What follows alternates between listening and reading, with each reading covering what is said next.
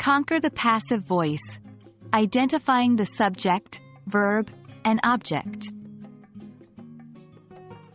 Hello, language enthusiasts. Welcome to today's video where we'll be diving deep into intermediate English grammar. Today, we'll focus on understanding the passive voice. Specifically, we're going to learn how to identify the subject, verb, and object in a sentence.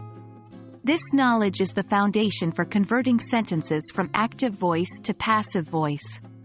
Let's get started. To understand the passive voice, we first need to comprehend basic sentence structure. In English, a basic sentence often follows this pattern: subject plus verb plus object, SVO. The subject is who or what performs the action. The verb is the action word itself. The object is the entity that receives the action. Here's an example. Mike, subject, kicks, verb, the ball, object. Now that we've covered basic sentence structure, let's learn how to identify the subject, verb, and object in different sentences. Let's take a look at the following sentence. The cat, subject, chased, verb, the mouse, object.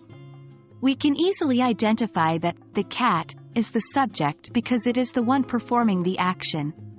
Chased is the verb as it's the action being performed. The mouse is the object because it is the entity that receives the action.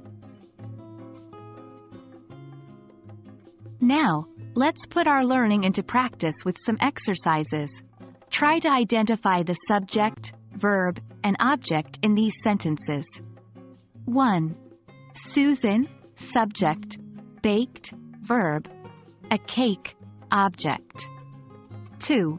The dog, subject, is chasing, verb, its tail, object. 3. John, subject, will clean, verb, the kitchen, object. Did you get them all right? Remember, practice is key. Understanding the roles of subject, verb, and object is crucial when converting sentences from active to passive voice. In the passive voice, the object of the active voice becomes the subject. The verb is accompanied by a form of be and the past participle, and the original subject is often introduced by the word by. For example, the sentence, "The cat chased the mouse," in passive voice would be, "The mouse was chased by the cat." Well done! We've come to the end of today's video on identifying the subject, verb, and object in sentences. Remember, knowing how to pinpoint these components is crucial when transforming sentences from active to passive voice. Keep practicing, and soon it will become second nature to you. Stay tuned for our next lesson where we'll dive deeper into the mechanics of the passive voice. Happy learning, and see you in the next video.